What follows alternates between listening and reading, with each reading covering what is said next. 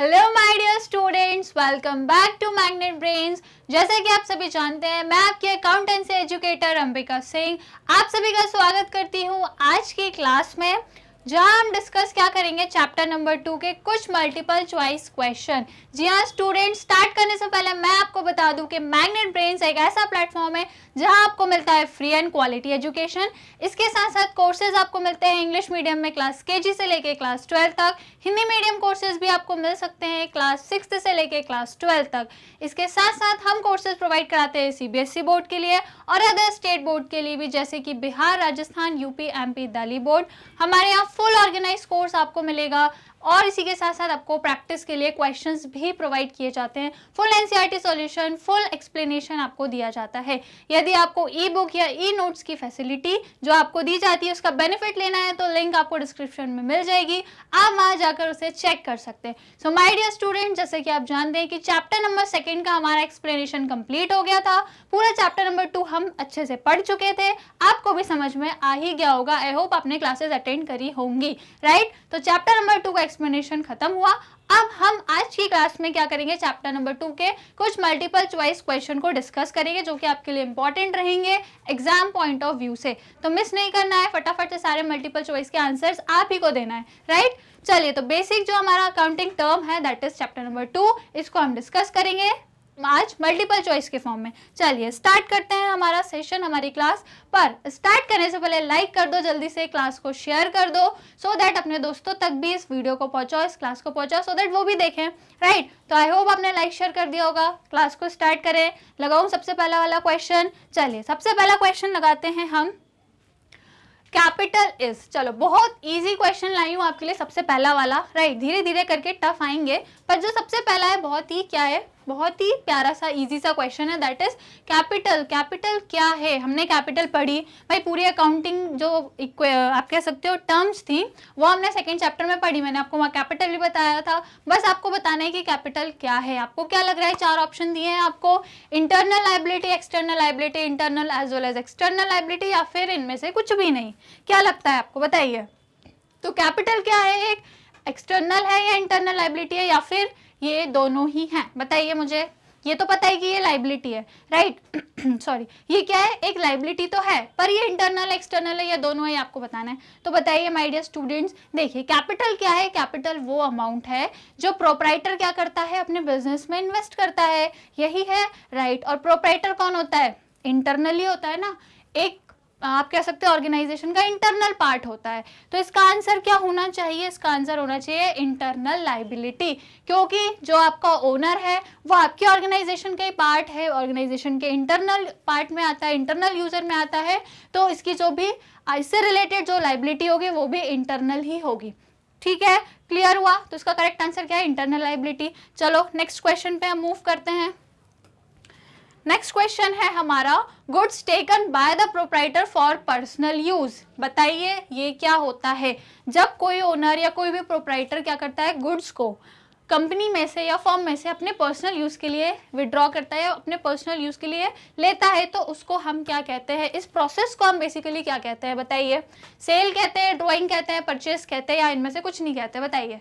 भाई सेल तो पता ही है, बेचना, परचेज भी पता ही है, खरीदना, तो बचा क्या, ड्राइंग्स। तो ड्राइंग्स ही होता है क्या हमारा, जिसे प्रोप्राइटर क्या करता है, पर्सनल यूज के लिए जो गुड्स लेता है या जो भी सर्विसेज लेता है, जो भी कैश ले रहा है, असेट ले रहा है, जो भी चीजें कंपनी की ले रहा है, उसको हम क्या बोल रहे हैं यहाँ पर, ड्राइंग्स बोल रहे हैं। तो समझ आया, goods taken by the proprietor, भाई प्रोप्राइटर जो भी गुड्स लेगा पर्सनल यूज के लिए उसे हम ड्राइंग्स बोलेंगे। क्लियर है, राइट। चलो अब हम बढ़ते हैं हमारे नेक्स्ट क्वेश्चन की ओर।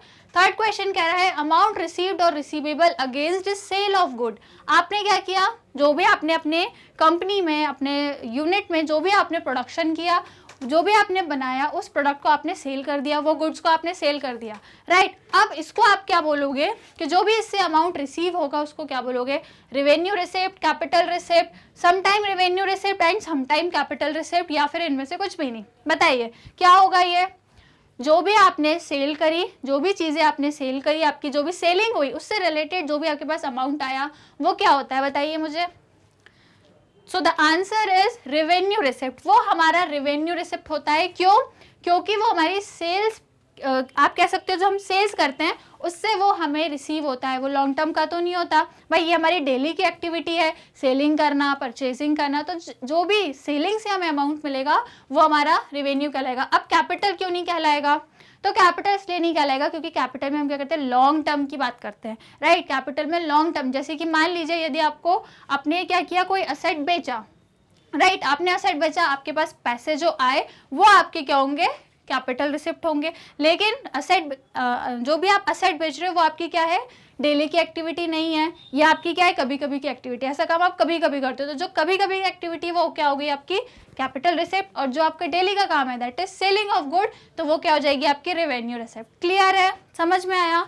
नेक्स्ट क्वेश्चन अब हम देखते हैं, अमाउंट पेड और payable against purchase of goods. अब आप मुझे ये बताइए वो क्या है, रेवेन्यू एक्सपेंडिचर है, कैपिटल एक्सपेंडिचर है, दोनों ही है या दोनों में से कोई भी नहीं है, ये आपको बताना है। अभी हमने क्या पढ़ा था, सेलिंग से रिलेटेड पढ़ा था, वहां मैंने आपको बहुत अच्छे से समझा दिया है। अब परचेज से रिलेटेड क्वेश्चन है, ये आपको गलत नहीं करना है।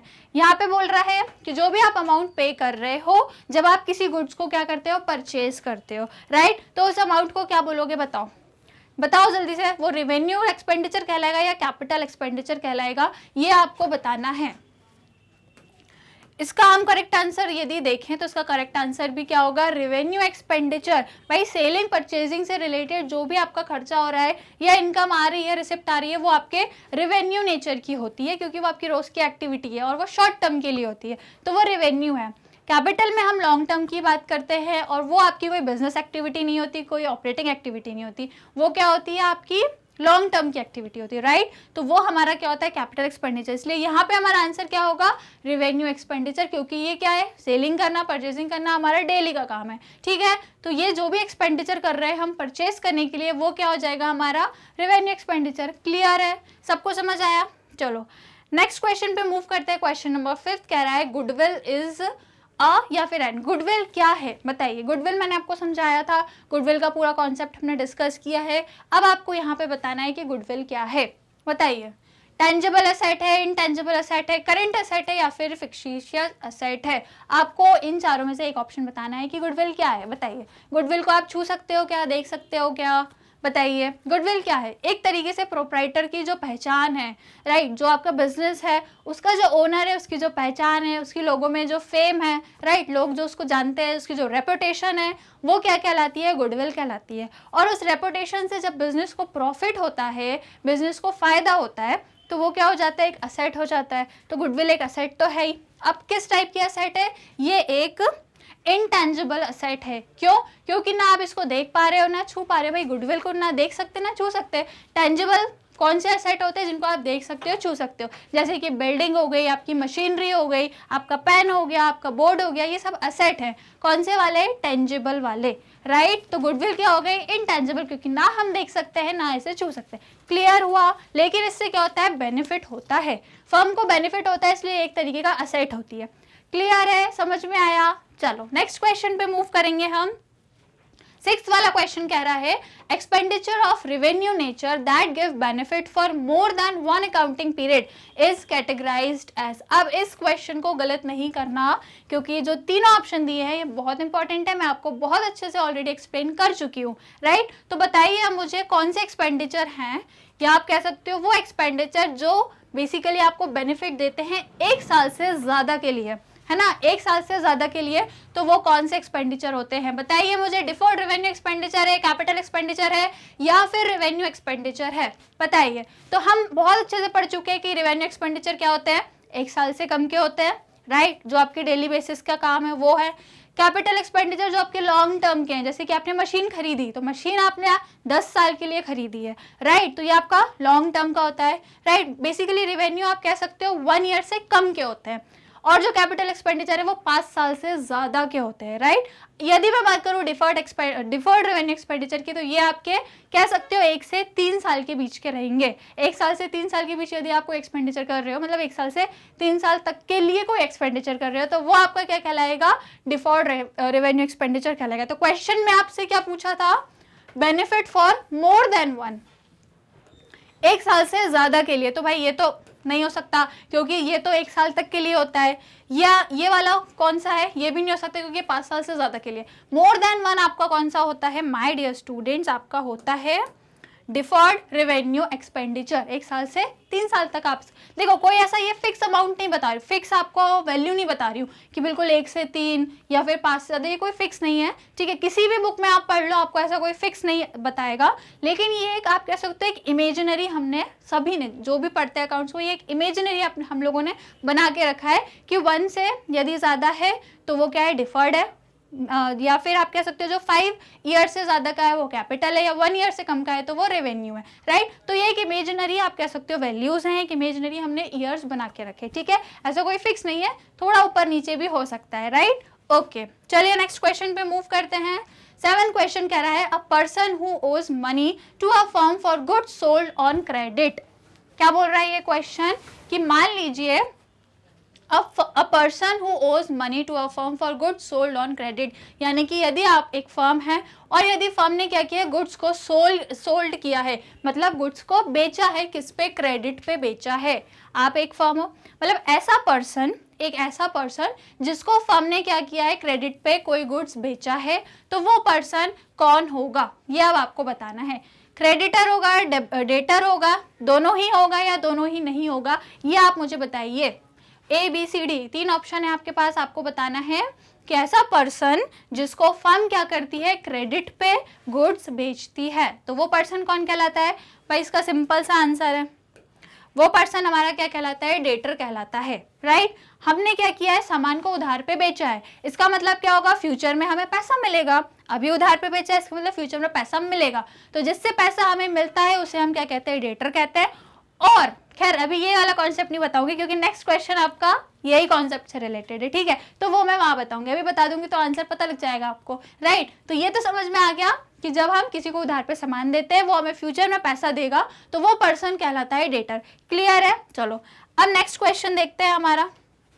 ये देखो नेक्स्ट क्वेश्चन आ गया उसी कॉन्सेप्ट से रिलेटेड। क्या है, a person to who money is owned by a firm for purchase of goods on credit, यानी कि ऐसा पर्सन जिससे हमने क्या किया है, परचेज किया है, किस पे, क्रेडिट पे, मतलब उधार पे आपने किसी से सामान खरीदा है, तो जिस पर्सन से खरीदा उसको आप क्या बोलोगे, पिछले क्वेश्चन में बता दिया है, आपको समझ आ गया होगा कि जब हम क्या करते हैं, परचेज करते हैं किसी चीज को क्रेडिट पे, जिस भी पर्सन से करते हैं वो हमारा क्या कहलाता है, क्रेडिटर कहलाता है। क्यों क्रेडिटर कहलाता है, क्योंकि हमने परचेज किया क्रेडिट पे, हमें उसे अमाउंट पे करना पड़ेगा, फ्यूचर में हमें उसे पैसा देना है, एक तरीके से लाइबिलिटी है हमारी कि हमें उसे पैसा देना है, तो हमारी लाइबिलिटी है, तो ये जो पर्सन है वो कहलाता है हमारा क्रेडिटर। क्लियर है, समझ आया। चलो अब फटाफट नेक्स्ट क्वेश्चन पे बढ़ते हैं। Purchase refers to the purchase of, purchase को हम क्या बोलते हैं बताइए, purchase of goods for resale, stationery for office use, asset for the factory, या फिर नन ऑफ द अबव। इनमें से आप किसको बोलोगे, परचेज रिफर्स, परचेज को इनमें से क्या आप बताओगे, बताइए मुझे। स्टेशनरी आपने ली ऑफिस के यूज के लिए, या फिर आपने असेट लिए फैक्ट्री के लिए, या फिर आपने गुड्स खरीदे रीसेल के लिए, बताइए। तो इसका करेक्ट ऑप्शन हो जाएगा गुड्स फॉर रीसेल। भाई रीसेल के लिए जब आप गुड्स खरीदते हो तो वो आपके परचेज में आ जाते हैं। भाई रॉ मटेरियल परचेज किया, प्रोडक्शन किया और रीसेल कर दिया, तो ये क्या हो गया, परचेज हो गया, है ना। स्टेशनरी आपने ऑफिस के लिए यूज करी तो इसको आप रीसेल थोड़ी ना करते हो। असेट फैक्ट्री के लिए खरीदे तो ये भी आप रीसेल नहीं करते हो, ये सब कुछ आपकी कंपनी में, आपकी फैक्ट्री में रहता है, तो ऑप्शन नंबर ए हमारा करेक्ट आंसर हो जाएगा। अब हम 10th वाला देखते हैं, क्या लिखा है, a liability arises because of. अब बताइए एक लाइबिलिटी क्यों अराइज करती है, क्या रीजन है। पहले लिखा है cash transaction, credit transaction, cash as well as credit transaction, या फिर नन ऑफ दी, बताइए नन ऑफ दीज, या फिर ये तीनों। क्या लग रहा है आपको, बताइए क्या ऑप्शन हो सकता है, ये एक लाइबिलिटी क्यों अराइज करती है, बताइए मुझे। लाइबिलिटी मतलब एक तरीके से बर्डन, कि आपके ऊपर बर्डन है, एक ऑब्लिगेशन है कि फ्यूचर में आपको क्या करना है, वो अमाउंट पे करना है। तो वो चीज़ कब होगी, भाई जाहिर सी बात है जब आपने क्या किया होगा, कोई क्रेडिट ट्रांजैक्शन किया होगा, उधार पे जब आपने कोई चीज़ करी होगी तभी तो आपके ऊपर क्या आएगी, लाइबिलिटी आएगी, तभी तो आपके ऊपर बर्डन आएगा या ऑब्लिगेशन आएगा, राइट। समझ में आ गया। कैश में करोगे तो कोई दिक्कत नहीं, भाई कैश में कर दिया मतलब चीज़ वही सेटल हो गई, आपने जैसे कुछ खरीदा, कैश का पेमेंट कर दिया, चीज़ सेटल हो गई। लेकिन यदि उधार पे खरीदा है तो क्या हो गई, लाइबिलिटी इंक्रीज हो गई। क्लियर है, समझ आया। चलो नेक्स्ट क्वेश्चन देखते हैं 11th वाला। The amount invested bye the proprietor in a business is called. बहुत सिंपल है भाई, यदि कोई प्रोप्राइटर अपने बिजनेस में पैसा लगाता है तो उसको हम क्या बोलते हैं? कैपिटल, कैश, रेवेन्यू या फिर लोन? बताइए क्या बोलते हैं? सिंपल सा आंसर है, इसे हम कैपिटल बोलते हैं, राइट। कैपिटल मतलब ये है कि जो प्रोप्राइटर है बिजनेस में जितना भी पैसा लगा रहा है उसे हम क्या बोलेंगे? कैपिटल बोलेंगे। कैश तो आपको पता ही है, जो मनी है, जो आपकी मॉनेटरी है, राइट, जो भी आपकी चीज़ें हैं वो कैश है। उसके बाद रेवेन्यू जो भी आपका आता है, इनकम जो आती है वो लोन, जो कि आप बैंक से या कहीं से भी लेते हो, राइट। तो जो भी अमाउंट है प्रोप्राइटर लगा रहा है उसको हम कैपिटल बोलते हैं। चलिए क्वेश्चन नंबर 12 देखते हैं। Stock is valued at. ये इंपॉर्टेंट क्वेश्चन है, इसे आप देख लीजिए क्योंकि आपको काम आएगा, राइट। तो क्वेश्चन में बोल रहा है स्टॉक को आप किस अमाउंट पे वैल्यू करते हो, मतलब जो स्टॉक की वैल्यू है उसे किस टाइप से लिखते हो वो आपको यहाँ पे बताना है, कैसे वैल्यू करते हो। तो पहला ऑप्शन कह रहा है कॉस्ट और net realisable value that is market value whichever is lower, या फिर कॉस्ट और net realisable value whichever is higher, या फिर कॉस्ट पे ही करते हो या फिर नेट रियलाइजेबल वैल्यू। बताइए इनमें से क्या करेक्ट आंसर होगा। स्टॉक मतलब जो भी आपके पास इन्वेंट्री है ना, मैंने आपको स्टॉक पढ़ाया, इन्वेंट्री भी पढ़ाई है ना, दोनों एक ही होती है। तो जो भी आपके पास परचेज आपने किया, रॉ मटेरियल किया, या फिर आपने जो भी प्रोडक्ट्स बनाए, जो भी रखे हुए हैं, जो स्टॉक आपके पास है उसको आप अपनी बुक्स ऑफ अकाउंट में कैसे रिकॉर्ड करते हो, किस वैल्यू पर रिकॉर्ड करते हो। तो इसका जो हमारा आंसर है वो क्या है? कॉस्ट और नेट रियलाइजेबल वैल्यू या फिर market value whichever is lower. अब इसको थोड़ा सा समझ लो, है ना, कंफ्यूजन हो रही होगी लेकिन मैं होने नहीं दूंगी कंफ्यूजन, क्योंकि मैं इसको थोड़ा सा आपको समझा देती हूँ, एक्सप्लेन कर देती हूँ। देखिए स्टॉक जितना भी हमारे पास होगा उसकी अमाउंट हम क्या बुक्स ऑफ अकाउंट्स पे लिखेंगे। अब उसको या तो हम कॉस्ट पे लिखेंगे, कॉस्ट मतलब जितने रेट पे या जितने प्राइस पे आपने उसको खरीदा था, परचेज किया था, राइट। मान लीजिए आपने खरीदा था 10,000 पे, है ना, तो आप उसको वैल्यू कितने पे करोगे? 10,000 पे ही करोगे। मान लीजिए आपकी जो कॉस्ट थी वो कितनी थी? 10,000, तो आप इसको 10,000 पे ही रिकॉर्ड करोगे। या फिर net realisable value, net realisable value क्या होती है? जो आपकी मार्केट वैल्यू है, मतलब कि यदि आप उसको प्रेजेंट टाइम में मार्केट में सेल करोगे तो उसकी जो अमाउंट है वो कुछ और आएगी। हो सकता है जैसे कि कुछ चीज़ें होती है जिनका प्राइस घट जाता है, कुछ चीज़ें होती है जिनका प्राइस प्रेजेंट में बढ़ जाता है। तो मान लीजिए वो जो आपका कॉस्ट थी वो जब आपने ली थी, जो भी आपका स्टॉक है, जो भी चीज़ है, असेट है, जब आपने क्या किया था? परचेज किया था। असेट नहीं, यहाँ पे असेट की बात नहीं होगी, यहाँ पे सिर्फ बात होगी स्टॉक की, दैट इज इन्वेंट्री, राइट। तो इन्वेंट्री जब आपने खरीदी थी दैट मीन्स जो रॉ मटेरियल आपने खरीदा था, मान लीजिए वो उसकी जो कॉस्ट थी वो 10,000 थी। या फिर जब आप उसको मार्केट में देखोगे कि मार्केट में उसकी क्या वैल्यू है, तो मान लीजिए मार्केट में फिलहाल उसकी वैल्यू मान लीजिए इंक्रीज हो गई, दैट इज 12,000। होता है ना, कुछ चीज़ों की वैल्यू इंक्रीज होती है, कुछ चीज़ों की डिक्रीज होती है। तो मार्केट में इसकी वैल्यू मान लीजिए इंक्रीज हो गई, तो दोनों में से आप अब कौन सी रिकॉर्ड करोगे भाई? कॉस्ट रिकॉर्ड करोगे या मार्केट में जो वैल्यू है वो रिकॉर्ड करोगे? तो आंसर क्या है? इनमें से जो भी कम होगी, विच एवर इज लोअर, जो भी कम होगी वो आप रिकॉर्ड करोगे। तो दोनों में से कम कौन सी है? साफ दिख रहा है 10,000 वाली कम है, तो हम कौन सी रिकॉर्ड करेंगे? 10,000, दैट इज हम इसे कॉस्ट पर रिकॉर्ड करेंगे। क्लियर हुआ? ठीक है। और यदि वही मान लीजिए कि जो रियलाइजेबल वैल्यू है, मान लीजिए ये 12,000 ना होकर ये 8,000 होती, तो फिर हम क्या करते हैं? फिर देखते हैं यार कॉस्ट तो ज़्यादा है, मार्केटेबल वैल्यू हमारी कम है, तो विच एवर इज लोअर, कम वाले पे करना है, तो हम किस पे कर देते हैं? रियलाइजेबल वैल्यू दैट इज 8,000 पे रिकॉर्ड करते हैं। क्लियर है? समझ आया? यही हमारा स्टॉक को वैल्यू करने का कॉन्सेप्ट, कि या तो कॉस्ट पे या मार्केटेबल वैल्यू जो भी क्या होगी? लोअर होगी, जो भी कम होगी उस पर होगा रिकॉर्ड। समझ आया? चलो बस इतना याद रखना कि स्टॉक को वैल्यू हम करते हैं कम वाली वैल्यू पर, ठीक है, इतना याद रखना, कम वाली। क्वेश्चन में आपको ना दोनों वैल्यूज दी होती है, तो आपको कौन सी लेनी है? कम वाली। क्लियर है? चलो आगे बढ़ते हैं हमारे नेक्स्ट क्वेश्चन पर। बैंक ओवरड्राफ्ट क्या होता है? बताइए। बैंक ओवरड्राफ्ट मतलब बैंक में जो हमारे पास जितना भी पैसा था, कई बार हम क्या करते हैं उससे ज़्यादा विड्रॉ कर लेते हैं। मान लीजिए आपके बैंक में था 50,000, है ना, अब आपने 50,000 की जगह 55,000 बैंक से निकाल लिया था, तो भाई 50,000, लेकिन आपने 55,000 निकाल लिया, दैट मीन्स कि जो 5,000 है वो आपने एक्स्ट्रा निकाल लिया है, जो 5,000 है वो आपने क्या कर लिया? ओवरड्राफ्ट कर लिया है। तो इसे आप क्या कहते हो? इसे आप कहते हो शॉर्ट टर्म लायबिलिटी। थोड़े समय की लाइबिलिटी है, क्योंकि बैंक इसके लिए आपको 2-3 साल, 4 साल, 5 साल का समय तो देगी नहीं कि भाई जो 5,000 एक्स्ट्रा लिए हैं वो 5-6 साल बाद लौटा देना। बैंक बोलेगी नहीं भाई, फटाफट 2-3 महीने के अंदर अंदर क्या करो, इस अमाउंट को वापस करो, है ना। कम से कम 1 साल से तो अंदर अंदर बोलेगी बैंक, इस अमाउंट को वापस कर दो। तो ये क्या है, आपकी शॉर्ट टर्म लाइबिलिटी है। क्लियर है, समझ आया। चलो नेक्स्ट क्वेश्चन देखते हैं 14। विच of the following term increase capital. इनमें से किस चीज की वजह से आपकी कैपिटल इंक्रीज होती है, बताइए मुझे। ड्राइंग की वजह से, एक्सपेंस की वजह से, लॉस की वजह से, या फिर प्रॉफिट की वजह से? किस चीज की वजह से कैपिटल इंक्रीज होती है? भाई जाहिर सी बात है, हमारे प्रॉफिट की वजह से हमारी कैपिटल इंक्रीज है। कैपिटल मतलब बिजनेस में जो पैसा लगा रहे हो, और यदि और प्रॉफिट होगा तो मतलब और पैसे लगाओगे, तो प्रॉफिट से क्या हो जाएगा, आपका कैपिटल इंक्रीज होगा। क्लियर है। बाकी ड्राइंग, एक्सपेंस, लॉस से तो क्या होगा, पैसा कम होगा। एक्सपेंस और लॉस होगा तो पैसा तो और कम हो जाएगा। ठीक है, तो इसका राइट आंसर हो जाएगा हमारा प्रॉफिट। क्वेश्चन नंबर 15 कह रहा है which of the following is not a fixed asset. इनमें से फिक्स्ड एसेट कौन सा नहीं है, ये आपको बताना है। तो बिल्डिंग, भाई ये तो फिक्स है, जहां की तहीं रहेगी। प्लांट एंड मशीनरी भी आपका फिक्स्ड है, राइट। गुडविल भी आपका फिक्स्ड है, लेकिन जो आपका बैलेंस विद बैंक है ये फिक्स नहीं है, कम ज्यादा होता रहता है बैंक का आपका बैलेंस, राइट। बाकी चीजें एज इट इज है, राइट। लेकिन जो आपका क्या है, बैंक में जो भी बैलेंस है वो आपका फिक्स्ड नहीं है। क्लियर है ये वाला। चलो फिर है which of the following is not a long term liability. लंबे समय की लाइबिलिटी इनमें से कौन सी नहीं है? क्रेडिटर, टर्म लोन, डिबेंचर या फिर कैपिटल? बताइए मुझे, इनमें से कौन सी है जो लॉन्ग टर्म लाइबिलिटी आपकी नहीं है?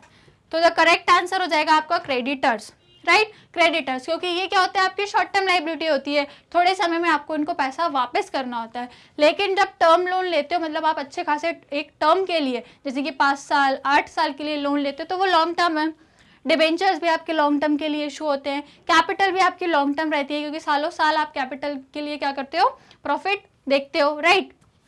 तो यहाँ पे जो आपका करेक्ट आंसर हो जाएगा वो क्रेडिटर, क्योंकि ये क्या है, शॉर्ट टर्म लाइबिलिटी है। नेक्स्ट क्वेश्चन देखते हैं which of the following are goods. अब आपको बताना है इनमें से गुड्स कौन से हैं। Machine manufacture for resale. सबसे पहले तो बताओ गुड्स का मतलब क्या होता है। गुड्स का मतलब ये है कि ऐसी, आप कह सकते हो एक तरीके से, ऐसा कोई प्रोडक्ट या कोई भी रॉ मटेरियल, कोई भी चीज़ जो आपके पास रीसेल के लिए है, जैसे आप क्या करते हो, बनाकर, जैसे प्रोडक्ट को बनाकर बेचते हो, या फिर जो आपके पास रॉ मटेरियल है उसका वापस से प्रोडक्शन करके बेच रहे हो, जो भी चीज़ें कर रहे हो। तो बेसिकली गुड्स मतलब जिसको आप रीसेल कर रहे हो। अब ऑप्शन में क्या लिखा है, machine manufacture for sale, furniture purchase for sale, book and stationery purchase by a book seller, या फिर ऑल ऑफ द अबव। बताइए क्या आंसर होने वाला है इसका। इनमें से आपको बताना है कि गुड्स कौन सा है। तो the right answer is all of the above. इनमें से सारे ही क्या हैं, आपके गुड्स हैं, क्योंकि आप फर्नीचर, जो मशीन है वो क्यों मैन्युफैक्चर कर रहे हो, आप सेल के लिए कर रहे हो। यहाँ पे भी आपने फर्नीचर खरीदे तो हैं, लेकिन सेलिंग के लिए, तो ये भी गुड हो गया। उसके साथ साथ जो आपका बुक्स और स्टेशनरी, यदि कोई बुक सेलर है, भाई अब उसका काम ही है, जो बुक सेलर है उसका काम ही क्या है, बुक्स को सेल करना, राइट। उसकी स्टेशनरी है, तो जो भी चीज़ें हैं वो रीसेल के लिए परचेज करता है, तो ये सारी क्या हो जाएंगी, आपकी गुड्स हो जाएंगे। क्लियर है। चलो नेक्स्ट वाला क्वेश्चन देखते हैं which of the following is an asset. इनमें से आपको बताना है असेट कौन सा है। मशीनरी, परचेज, सेल्स रिटर्न या फिर इंटरेस्ट रिसीव्ड। बताइए इनमें से असेट क्या है। असेट मतलब ऐसी चीज़ें जो आपको क्या दे रही है, फ्यूचर में बेनिफिट दे रही है। तो आपको क्या लग रहा है इनमें से कहाँ से आपको बेनिफिट मिलने वाला है। ठीक है, तो इसका जो राइट आंसर हो जाएगा दैट इज मशीनरी। जाहिर सी बात है भाई, मशीनरी क्या है, आपकी असेट है। मैंने अभी बताया असेट से आपको फ्यूचर में बेनिफिट मिलता है। यदि आपके पास मशीनरी है आपकी कंपनी में, तो क्या करेगी, फ्यूचर में बेनिफिट देगी। परचेज, सेल्स रिटर्न, इंटरेस्ट, ये सब क्या है आपका। परचेज तो आपने खरीदा, ये असेट नहीं है। सेल्स आप, ये भी असेट नहीं है। इंटरेस्ट रिसीव हुआ, ये तो रेवेन्यू है। तो असेट आपका क्या है, सिर्फ और सिर्फ मशीनरी। समझ आया। चलो 19 क्वेश्चन लिखा है which of the following is a liability. अब बताना है आपकी लायबिलिटी क्या है। Obligation, burden. बताओ इनमें से कौन सी है। जल्दी से पढ़ लो सारे ऑप्शन क्या लिखा है।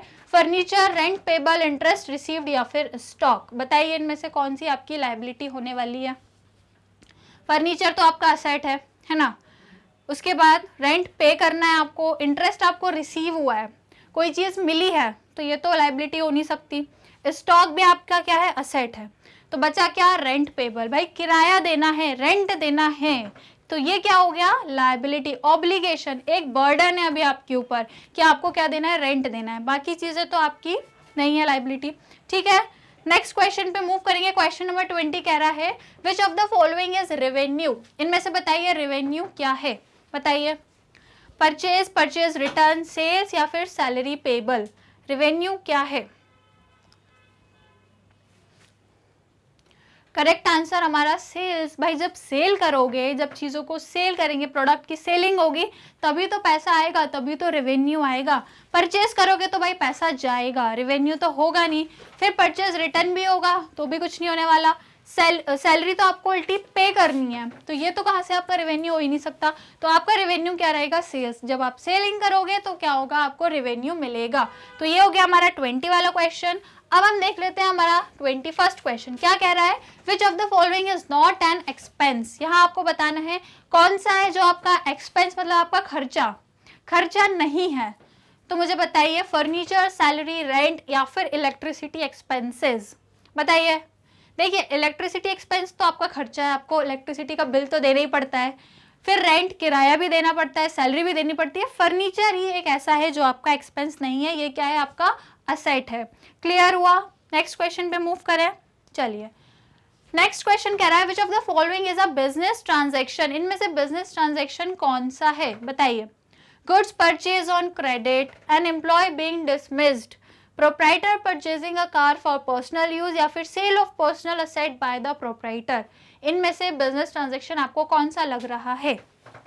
पहले तो ये बताओ कौन सा नहीं लग रहा है। कौन सा नहीं लग रहा है? देखो एम्प्लॉय जो है वो डिसमिस हो गया, चला गया, तो इससे हमें क्या मतलब भाई? एम्प्लॉय की वो, इससे हमारी फाइनेंशियल पोजीशन में कोई इफेक्ट नहीं पड़ रहा, इसको मॉनेटरी टर्म्स में नहीं बता सकते, तो ये तो क्या हो गया? हमारा फाइनेंशियल ट्रांजैक्शन नहीं होगा, ये हमारा बिजनेस ट्रांजैक्शन नहीं होगा। फिर लिखा है proprietor purchasing a car for personal use. भाई ओनर है वो हमारा प्रोप्राइटर है, वो पर्सनली चाहे कार खरीदे, चाहे एरोप्लेन खरीदे, चाहे हवाई जहाज खरीद ले, कुछ भी खरीद ले, ये बिजनेस ट्रांजैक्शन हो ही नहीं सकता। ठीक है, तो ये भी नहीं होगा। उसके पर्सनल में वो कार खरीद रहा है, क्या खरीद रहा है, इससे बिजनेस में कोई लेना देना नहीं है। फिर लिखा है sale of personal asset by the, भाई प्रोप्राइटर, फिर वही चीज़ आ गई, अपने घर का अपना कोई पर्सनल सामान बेच रहा है, कोई असेट बेच रहा है, अपनी पर्सनल कार बेच रहा है, इससे बिजनेस को कोई मतलब नहीं है। मतलब किससे? गुड्स परचेज ऑन क्रेडिट, उधार पे आपने क्या किए? गुड्स को परचेज किया है, तो ये क्या है? हमारा बिजनेस ट्रांजेक्शन है। राइट, समझ आ गया? आंसर नंबर 1 इसका करेक्ट है। चलिए नेक्स्ट क्वेश्चन देखते हैं। क्वेश्चन नंबर 22 क्या कह रहा है? The nature of capital is. Capital का नेचर कैसा होता है? कैपिटल वो अमाउंट जो प्रोप्राइटर बिजनेस में इन्वेस्ट करते हैं। अब मुझे बताइए इसका नेचर क्या है? क्या ये एक असेट है, लाइबिलिटी है, इनकम है या एक एक्सपेंस है? सिंपल सी बात है, ये क्या है? एक लाइबिलिटी है, क्योंकि ये क्या है? कंपनी ने ओनर से जो लिया है, एक बर्डन है, कैपिटल लिया है, इट मीन्स उसको एक ना एक दिन उसे वापस करना रहेगा या उस पर उसको प्रॉफिट देना होगा, जो भी चीज़ है, तो ये क्या है? एक तरीके से लाइबिलिटी है हमारी। ठीक है, क्लियर हुआ? नेक्स्ट क्वेश्चन देखते हैं। 24 क्या लिखा है? Sale is recognised as revenue. Right, अब आप मुझे ये बताइए 4 ऑप्शन में से आपको क्या करेक्ट लग रहा है? सेल को हम रेवेन्यू रिकॉग्नाइज क्यों करते हैं, ये आपसे बोला है। तो पहला ऑप्शन कह रहा है when the contract for sale is entered into, मतलब जब आप सेल कर रहे हो। क्वेश्चन में ये कहना चाह रहा है कि जब आप सेल को, कब आप रेवेन्यू के नेचर का, या कब आप ये मानोगे कि सेल में क्या हो गया? आपको रेवेन्यू हो गया, मतलब जो सेलिंग आपने की है उसको आप रेवेन्यू कब मान लोगे? ठीक है, तो यहाँ पे लिखा है when the contract for sale is entered, या फिर at the point of sale और performance of service, after the expiry of credit period allowed to debtor, या फिर after the money collected from the customer. आपको बतानी है इनमें से आपको कौन सा पॉइंट लग रहा है जब आप कहोगे कि सेल क्या हो गई है? आपकी रेवेन्यू हो गई है। ठीक है, सेल करते हो तो आपको पैसा मिलता है, तो आप कब कहोगे कि सेल जो है आपकी रेवेन्यू में कन्वर्ट हो गई है? बताइए मुझे। या फिर आप कॉन्ट्रैक्ट बना रहे हो, राइट, आपने मान लो सेल का अभी सिर्फ कॉन्ट्रैक्ट ही किया है कि हम क्या करेंगे? सेल करेंगे, फ्यूचर में करेंगे। सपोज हमने सोचा, जो भी हमारा कस्टमर था उसने बोला कि हम 6 महीने बाद क्या लेंगे? आपसे गुड्स खरीदेंगे, मतलब 6 महीने बाद सेल होगी, तो वो एक कॉन्ट्रैक्ट है। या फिर at the point of sale और परफॉर्मेंस ऑफ सर्विस, या फिर जब एक पर्टिकुलर टाइम में जब क्या हो रही है? सेलिंग हो रही है, उस टाइम पे करोगे। या फिर एक्सपायरी जब हो जाएगी आपके क्रेडिट पीरियड की तब करोगे, या फिर मनी जब आप कलेक्ट करोगे कस्टमर से तब करोगे। बताइए क्या ऑप्शन लग रहा है आपको कि जब मनी कलेक्ट हो जाएगी या आपका क्रेडिट का जो पीरियड है वो एक्सपायर हो जाएगा, या फिर एक्चुअली में जब सेल्स परफॉर्म हो रही होगी, या फिर जब आप सिर्फ कॉन्ट्रैक्ट में आ रहे होंगे? सो माय डियर स्टूडेंट्स, इसका जो करेक्ट आंसर होगा वो होगा at the point of sale और performance of sale of service. मतलब जब आपकी एक्चुअली में सेल्स हो रही होगी या फिर जब आप एक्चुअली में क्या कर रहे होंगे, सर्विस को प्रोवाइड कर रहे होंगे, तब आप क्या बोलोगे कि आपकी सेल्स रेवेन्यू में कन्वर्ट हो गई है। कॉन्ट्रैक्ट बनाया, भाई कॉन्ट्रैक्ट कभी क्या होता है, आप 6 महीने बाद की बात हुई है, 6 महीने बाद इंसान सामने वाला पलट गया, फिर सेल नहीं हो पाई, तो इसको हम नहीं मानेंगे। उसके साथ साथ आपको क्या लिखा है, after the expiry of credit period allowed, expiry हो गई तब भी नहीं हो सकता। उसके बाद after the month collected, after the money collected, जब मनी कलेक्ट हो जाएगी तब भी हम उसको सेल एज अ रेवेन्यू नहीं मानेंगे। हम कब मानेंगे, जब जिस पॉइंट पर हमारी सेल क्या हो रही होगी, परफॉर्म हो रही होगी। क्लियर है, समझ में आया क्वेश्चन? चलो नेक्स्ट क्वेश्चन देखते हैं 25th। The nature of accrued income is, accrued income का जो नेचर है वो क्या होता है, आपको ये बताना है। सबसे पहले तो ये बता दो कि अक्रूड इनकम का क्या मतलब होता है। जब तक मतलब नहीं होगा, पता नहीं होगा, तब तक ऑप्शन कैसे सेलेक्ट करोगे? तो पहले मीनिंग समझो। अक्रूड इनकम मतलब जो इनकम हो गई है, इनकम तो हो गई, मतलब इनकम हो चुकी है लेकिन अभी हमें वो मिली नहीं है। समझ रहे हो क्या कहना चाह रही हूँ मैं? देखो, इनकम हो तो गई है, हमने कमा तो लिया है पैसा, लेकिन अभी हमारे पास आया नहीं है, राइट? अगर आ गया तो इनकम हो जाएगी, है ना, लेकिन अभी वो पैसा आया ही नहीं है, तो वो क्या है, अभी एक्रूड इनकम, मतलब वो कमाई हमारी आनी बाकी है। समझ गए क्या होता है एक्रूड इनकम? अब देखो ऑप्शन क्या लिखा है, the nature of accrued income क्या है, रेवेन्यू, लायबिलिटी, एक्सपेंस या फिर असेट। बताइए, बहुत आसान सा सवाल है, बता दीजिए फटाफट से मुझे सही आंसर। रेवेन्यू है, लायबिलिटी, एक्सपेंस या फिर असेट। भाई इनकम मैंने तो कमा ली पर अभी पैसा आया नहीं है, आने वाला है, तो ये क्या होगा भाई, असेट होगा ना मेरे लिए, कि भाई पैसा अभी आया नहीं है, आने वाला है, मतलब मेरे लिए एक असेट है। रेवेन्यू, लायबिलिटी, एक्सपेंस तो होगा नहीं, राइट? ये क्या है, एक असेट है, क्योंकि ऑलरेडी हम कमा चुके हैं, आने वाला है तो वो असेट होगा। क्लियर है, समझ आया 25th क्वेश्चन? अब दूसरा देखो क्या लिखा है, trade discount allowed. Trade discount मैंने पढ़ाया था, डिस्काउंट के 2 टाइप्स होते हैं, ट्रेड एंड कैश, है ना? तो ट्रेड डिस्काउंट इज अलाउड, क्या लिखा है इसके बारे में, is shown separately in the books of account, is not shown separately in the books of account, can be shown either separately or deducted from purchase account या फिर none of the above। बताइए मुझे इसका answer क्या होगा, बताइए। Trade discount के बारे में पूछा है आपसे। So the correct answer is not shown separately in the books of account। क्यों? क्योंकि हम ट्रेड डिस्काउंट जो भी हम देते हैं हमारे कस्टमर को, इसको हम हमारी बुक्स ऑफ अकाउंट में रिकॉर्ड नहीं करते, क्योंकि हम क्यों कर रहे हैं, हमारे ट्रेड को इंक्रीज करने के लिए कर रहे हैं। तो बुक्स ऑफ अकाउंट में इसकी कोई एंट्री नहीं होती। यदि आप पूछो कि मैम फिर कौन से डिस्काउंट की एंट्री होती है, सो माय डियर स्टूडेंट्स, हम एंट्री करते हैं सिर्फ और सिर्फ कैश डिस्काउंट की। वो डिस्काउंट जो आपने कैश के लिए दिया है, कैश को आप कह सकते हो जल्दी से आपकी कैश में पेमेंट हो जाए, इसलिए जो आप डिस्काउंट देते हो उसे रिकॉर्ड करते हो, लेकिन ट्रेड डिस्काउंट को आप बुक्स ऑफ अकाउंट्स में रिकॉर्ड नहीं करते। इस चीज़ को याद रखना, लंबे टाइम तक याद रखना, ठीक है? जनरल नॉलेज के लिए भी इंपॉर्टेंट है कि जो ट्रेड डिस्काउंट होता है वो हम बुक्स ऑफ अकाउंट्स में रिकॉर्ड नहीं करते हैं, लेकिन जो कैश डिस्काउंट होता है उसे हम रिकॉर्ड करते हैं। क्लियर हुआ, समझ आया? चलो बढ़िया है। नेक्स्ट क्वेश्चन पे मूव करेंगे, दैट इज क्वेश्चन नंबर 27। क्या कह रहा है, which of the following transaction is not of financial character. ये बताना है आपको इनमें से कौन सा ट्रांजेक्शन है जो फाइनेंशियल कैरेक्टर का नहीं है। बताइए बताइए। Purchase of asset on credit, purchase of asset for cash, withdrawing of money by proprietor from business या फिर स्ट्राइक बाय एम्प्लॉय। बताइए। तो सबसे पहले तो ये बताओ कि कौन कौन से आपको फाइनेंशियल ट्रांजैक्शन लग रहे हैं, है ना? हमें नॉट पूछा है तो हम पहले वो अलग कर देते हैं जो फाइनेंशियल ट्रांजैक्शन है। जैसे कि purchase of asset on credit, ये तो होता है ना? आपने परचेज किया उधार पे या आपने परचेज किया कैश पे, ये दोनों हमारे बिजनेस ट्रांजैक्शन है, तो ये तो हो नहीं सकते। फिर लिखा है withdrawing of money from by proprietor from business. भाई प्रोप्राइटर ने बिजनेस से पैसा लिया तो ये तो बिजनेस का ट्रांजैक्शन हुआ। जो हमारा लास्ट वाला है that is strike by employ, ये क्या है, हमारा बिजनेस का ट्रांजैक्शन नहीं है, क्योंकि भाई एम्प्लॉय जो है वो स्ट्राइक पे चले गए, हड़ताल पे चले गए, तो इससे कंपनी के पोजीशन में कोई बदलाव नहीं आएगा, राइट? तो ये हमारा क्या है, फाइनेंशियल ट्रांजैक्शन नहीं है। क्लियर हुआ, समझ आया? चलो अब देखते हैं अगला question, that is purchase refers to the buying of. Purchase को आप क्या बोलते हो, buying of that is stationery for office use, asset for the factory, goods for resale या फिर इन्वेस्टमेंट। बताइए मुझे परचेज को आप क्या बताओगे, बताइए। परचेज पढ़ा है, गुड्स पढ़ा है, सारी चीजें पढ़ी है, बताइए। तो इसका करेक्ट आंसर हो जाएगा my dear students, good for resale. जो भी गुड्स आपने परचेज किए हैं, किसके लिए, रीसेल करने के लिए, दोबारा से बेचने के लिए, उनको आप परचेज कहते हो, है ना। बाकी की चीजें जैसे कि असेट फॉर फैक्ट्री, भाई फैक्ट्री में रहेंगे ये सारी चीजें, असेट को आप बार बार रीसेल तो करते नहीं हो।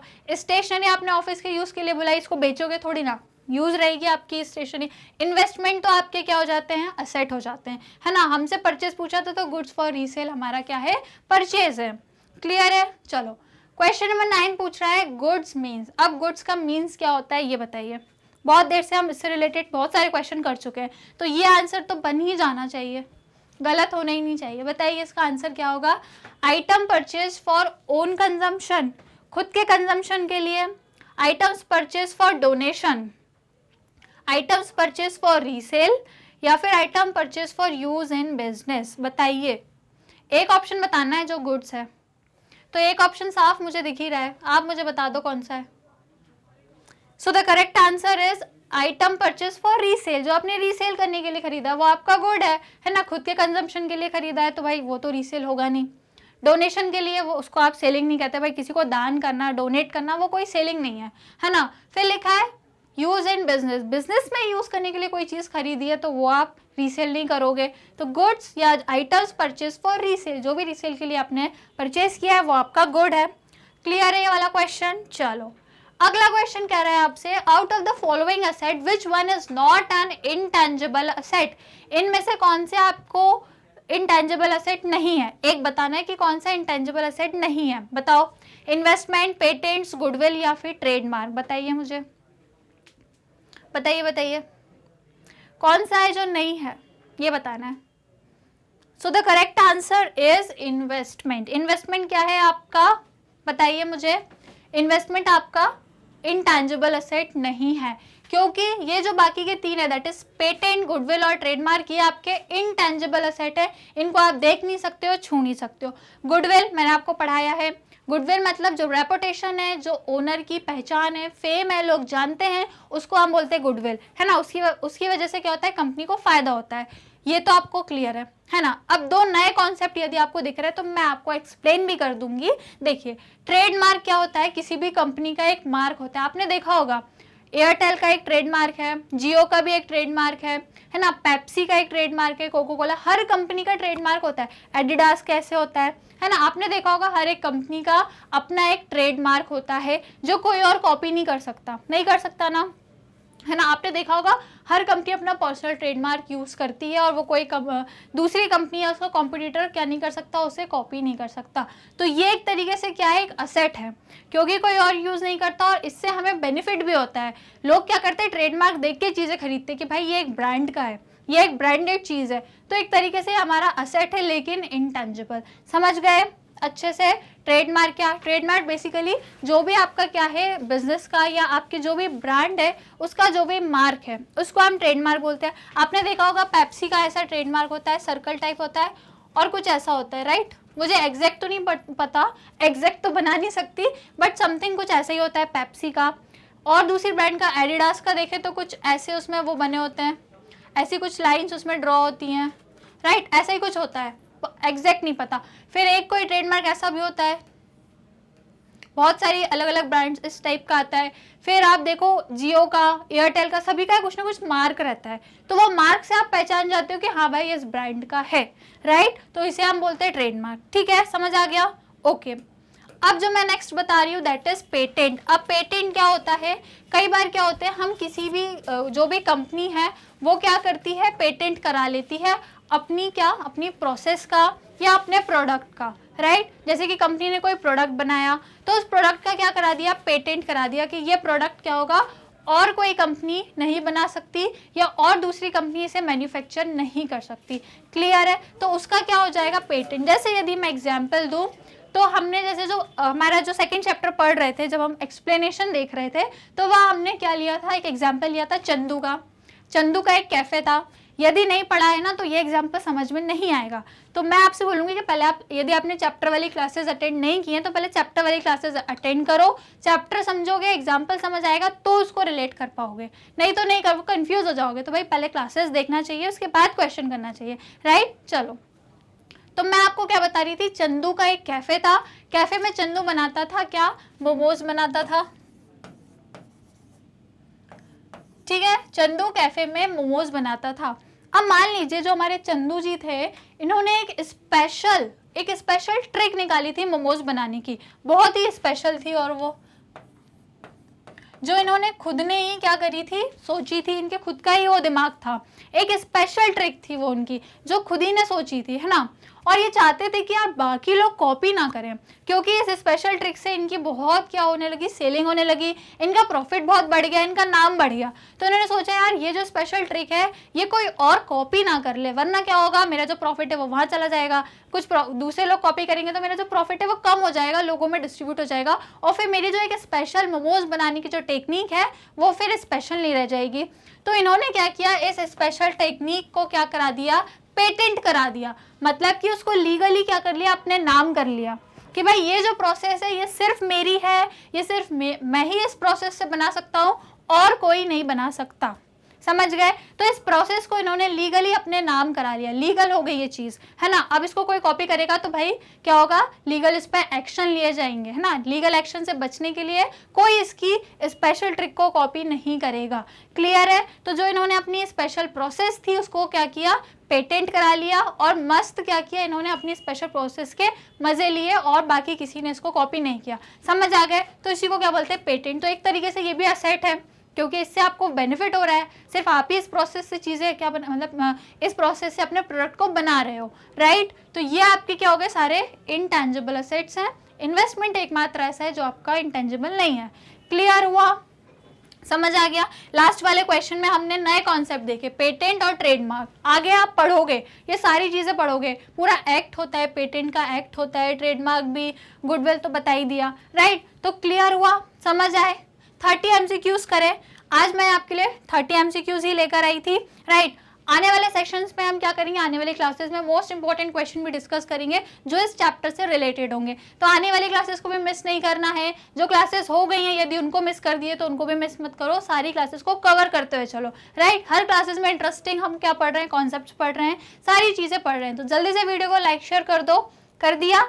चलिए माय डियर स्टूडेंट्स, हम अगली क्लास में मिलेंगे, यहीं पर मैग्नेट ब्रेन्स में मिलेंगे, एक ऐसा प्लेटफॉर्म जहां मिलता है आपको free and quality education. English medium courses आपको मिल जाएंगे KG से लेके क्लास 12 तक, हिंदी मीडियम कोर्सेज भी आपको मिल जाते हैं क्लास 6 से लेके क्लास 12 तक। हमारे यहाँ कोर्सेज आपको मिल जाएंगे CBSE बोर्ड में या अदर स्टेट बोर्ड्स में भी कोर्सेज आपको मिल जाएंगे, जैसे कि दिल्ली, बिहार, UP, MP और राजस्थान बोर्ड। इसके साथ साथ यदि आपको वैदिक मैथ्स या स्पोकन इंग्लिश के कोर्सेज लेना है तो वो भी आपको यहाँ फ्रीली अवेलेबल हैं। क्रैश कोर्स आपको एग्जाम टाइम में मिलेगा। इसके साथ साथ ई-नोट्स या ई-बुक्स की आपको फैसिलिटी लेनी है तो लिंक डिस्क्रिप्शन में एक बार जाके उसे ज़रूर चेक करें। हमारे कोर्स आप हमारे यूट्यूब चैनल पर जाके देख सकते हैं, मोबाइल एप्लीकेशन सॉफ्टवेयर डाउनलोड करके वहाँ से भी देख सकते हैं, या फिर डायरेक्टली हमारी वेबसाइट में जाके आप हमारे कोर्सेज को देख सकते हैं। अदर सोशल मीडिया प्लेटफॉर्म पर भी जाकर हमें फॉलो करें। वीडियो इंटरेस्टिंग लगा हो तो लाइक शेयर करें, चैनल को सब्सक्राइब करें। तो मिलेंगे नेक्स्ट क्लास में, till that take care and keep learning.